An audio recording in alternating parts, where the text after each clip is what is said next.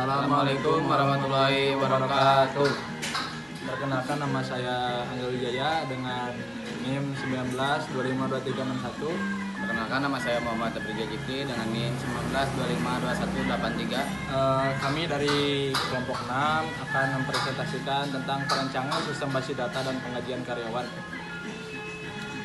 Nah, yang pertama ada latar belakang. Latar belakang di sini adalah pentingnya administrasi gaji. Gaji merupakan hak karyawan yang wajib diberikan secara tepat, cepat, dan akurat. Yang keduanya ada kelemahan sistem manual. Pengelolaan manual rawan memicu kesalahan hitungan gaji, kantor lambat bayar, kehilangan data, serta sulit menyusun laporan. Nah, yang ketiganya juga ada solusi ditawarkan membangun sistem informasi penggajian terkomputerisasi untuk mempermudah administrasi keuangan otomatis laporan dan menjaga keamanan data di dalam database. Di sini ada juga maksud, tujuan, dan ruang lingkup. Maksud membantu pengelolaan dan karyawan, absensi, tunjangan, potongan, serta pembuatan laporan penggajian secara terstruktur.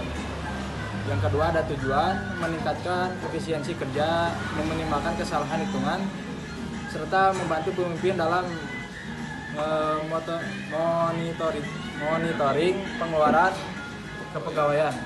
Nah, yang ketiga juga ada ruang lingkup, batasan, berfokus penuh pada administrasi internal perusahaan, input data, absensi, kalkulasi, tunjangan atau potongan, dan tidak mencakup integrasi sistem transfer pengembangan luar. Dan di sini juga ada pemodelan data ARD dan LRS. Pertama ada arsitektur sistem terdiri dari 4 entitas atau tabel utama. Tabel utama jabatan menyimpan kode jabatan, nama jabatan, dan jumlah tunjangan. Dua, tabel karyawan berisi identitas lengkap, ID, nama, jenis kelamin, alamat, nomor telepon, tanggal masuk, gaji pokok, dan ID jabatan. Ada pun tabel absensi mencatat tanggal kehadiran dan status hadir izin, sakit, alfa. Dan ada pun tabel penggajian menyimpan kalkulasi final, bulan, atau tahun, total hadir, lembur, potongan, total gaji, dan tanggal bayar. Nah, di sini juga ada tahapan persiapan lingkungan sistem. Yang pertama, server lokal menggunakan aplikasi Laragon sebagai local server untuk menjalankan service database MySQL. Kedua, antarmuka eksekusi, membuka pintu terminal di Laragon untuk mengakses command prompt atau CMD. Ketiga, ada hak utama masuk ke dalam sistem MySQL menggunakan administrator utama. Nah, di sini juga ada YRD SQL, yaitu skemanya ada jabatan, mencakup jabatan, yakni ada tunjangan, terus juga mencakup jabatan, juga ada nama jabatan, selain itu ada ID jabatan. Nah, masuknya ke karyawan. Dari karyawan dimasuk lagi ada beberapa bagian, ada alamat, gaji pokok, tanggal masuk, ada ID karyawan, nama karyawan, jenis kelamin, dan nomor telepon.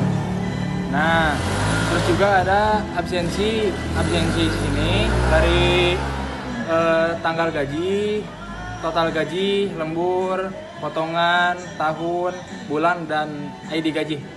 Di sini juga ada penggajian di sini mencakup ID absensi, tanggal, dan status hadir. Di sini terdapat IRD dan LRS. IRD di sini ada LRS di sini ada jabatan, terus kita one to many ke karyawan. Dari karyawan kita one to many ke absensi, dari karyawan one to many ke penggajian. Nah, penggunaan perintah SQL di sini kita ada beberapa tahapan. Yang pertama, kita membuka CMD dulu, terus juga menyalakan Laragon atau SAM-nya. Nah, di sini kita klik tentang use penggajian dulu ya, masukkan database penggajian. Nah, dari database penggajian di sini ada create, tabel jabatan yang pertama mencakup ID jabatan, integer, primary key atau increment. Terus juga dari jabatan mencakup juga ada nama jabatan, yaitu value-nya varchar, ininya 50, size-nya 50, tunjangan punya desima, size-nya 10,2. Nah, yang kedua ini ada creatable karyawan. Creatable karyawan di sini ada ID karyawan, yaitu dengan size-nya integer, ID jabatan dengan size-nya integer, nama karyawan varchar, size-nya 100, jenis kelamin yaitu termasuk teks onum, alamat, ada teks, nomor telepon juga, size-nya varchar 15, dan tanggal masuknya date, gaji pokok juga termasuknya desima. Nah, di sini juga ada absensi. Absensi di sini termasuk dari ID absensi, ID karyawan, tanggal, status hadir, dan penggunaan permintaan SKA di sini ada creatable penggajian, ID gaji, karyawan, bulan, tahun, total, lembur, potongan, total gaji, tanggal gaji. Nah, di sini juga ada beberapa tabel yang harus dimunculkan dari penggajian. Kita buka di CMD-nya so tables. Dengan ini kita dapat melihat beberapa database absensi jabatan karyawan penggajian. Nah, sudah sini kita lihat ya. Di sini juga ada penggunaan perintah SQL, seperti file, type, null, key, default, dan extra. Di sini ada file, ID jabatan, nama jabatan, tunjangan. Di type ada int, varchar dengan 50, desimal 10,2. Di sini ada null. Null itu untuk perintah no, yes, yes. Ada key di sini free, default null.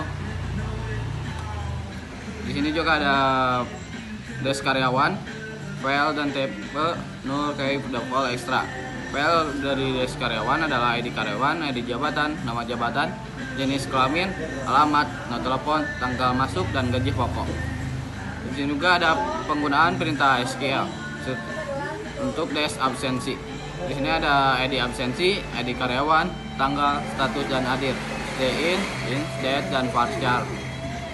Atau ekstranya auto instrument. Nah, di sini juga ada desk penggajian seperti ID gaji, ID karyawan, bulan, tahun, total, hadir, lembur, potongan, total gaji, dan tanggal lahir, tanggal gaji.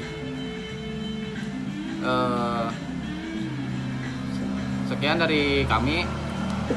Kurang lebihnya mohon dimaafkan apabila ada kesalahan. Assalamualaikum warahmatullahi wabarakatuh.